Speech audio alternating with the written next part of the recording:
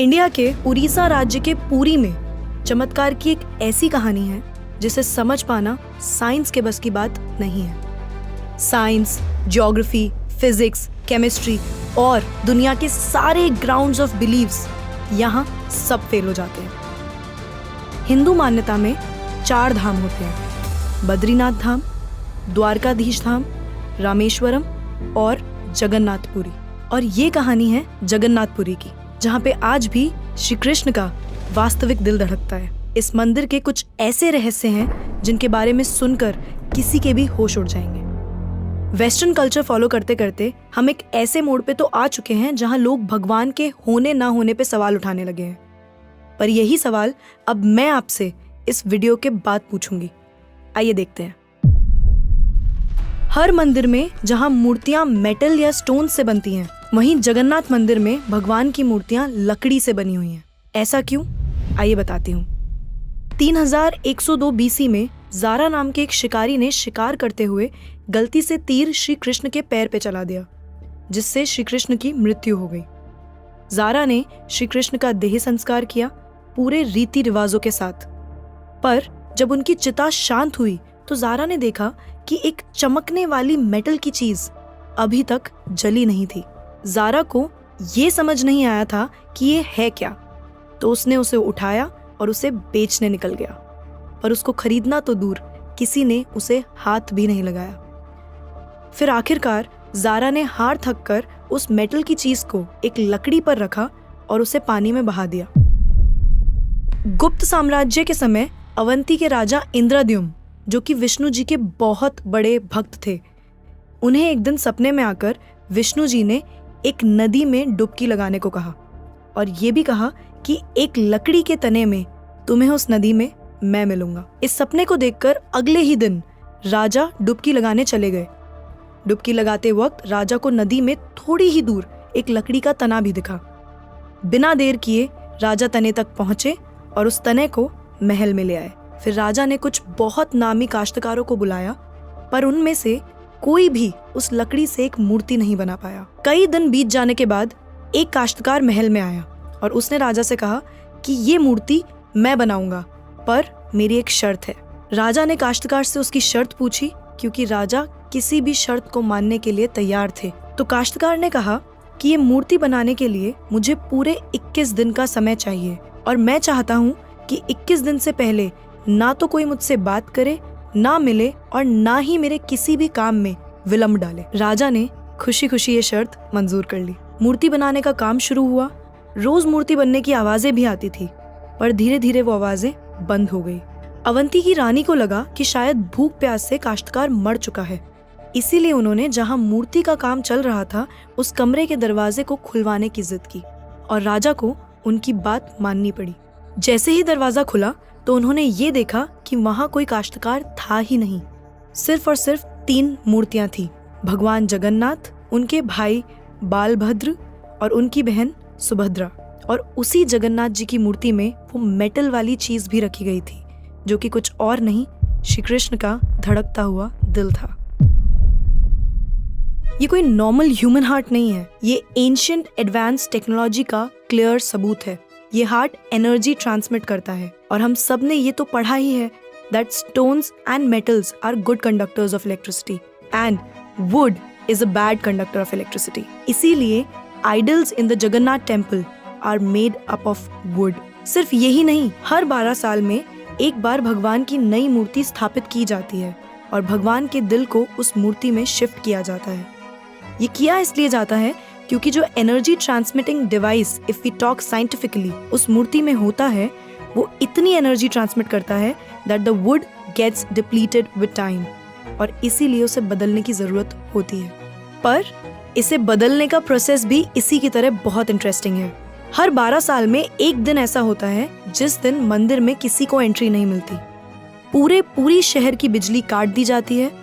मंदिर के मेन पंडित की आंखों पे पट्टी और हाथों में बड़े और मोटे ग्लव्स पहनाए जाते हैं और 100% अंधेरे में इस दिल को निकालकर नई मूर्ति में फिर से स्थापित किया जाता है। जिन पंडितों ने इतिहास में ये सेरेमनी करी है, उनका कहना है कि उन्होंने देखा तो कभी नहीं, पर इस चीज को, जिसे हम ब्रह्म पदार्थ भी बोलते हैं, इसे हाथों में पकड़ने पे ऐसा लगता है जैसे जिंदा खरगोश पकड़ लिया हो।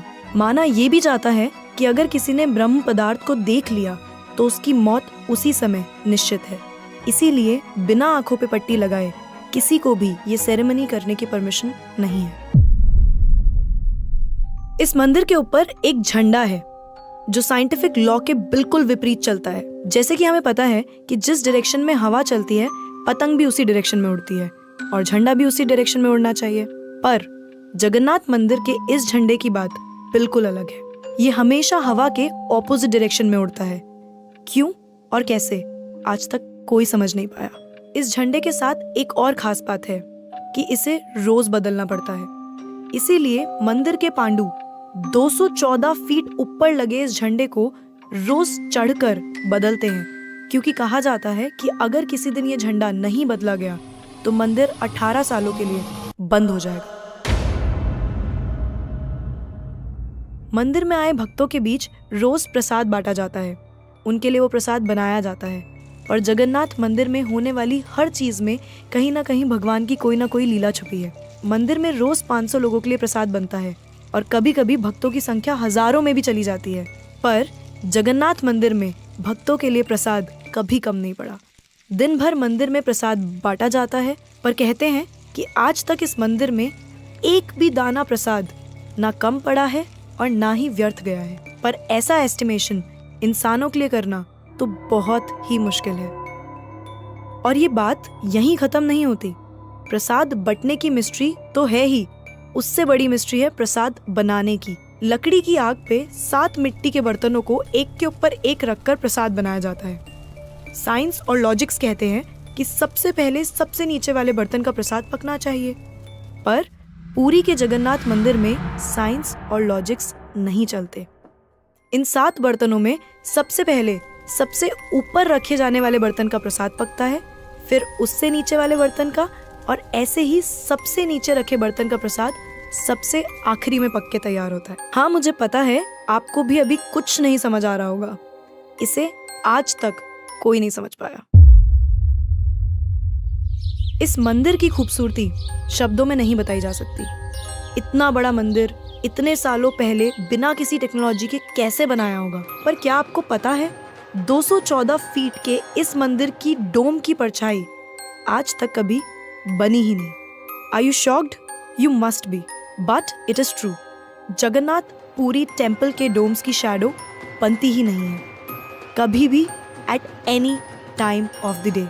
और हमारी फेवरेट साइंस इस बात का भी लॉजिक नहीं ढूंढ पाई।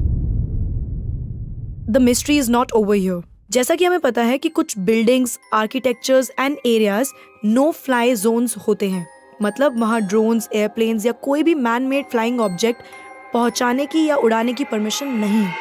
पर पक्षियों को तो हम नहीं रोक सकते, उन्हें समझाना तो बहुत मुश्किल है ना। पर अगर हम जगन्नाथ टेम्पल की बात करें तो वहाँ पे ऐसा कुछ है जो शायद पक्षियों को पता है और हमें नहीं, क्योंकि इस मंदिर के ऊपर कोई भी ड्रोन, कोई भी एयरप्लेन या कोई भी पक्षी कभी उड़ता ही नहीं। आपने देखा होगा ना मंदिर के डोम्स पे या बड़ी बड़ी बिल्डिंग्स पे बर्ड्स को बैठे हुए।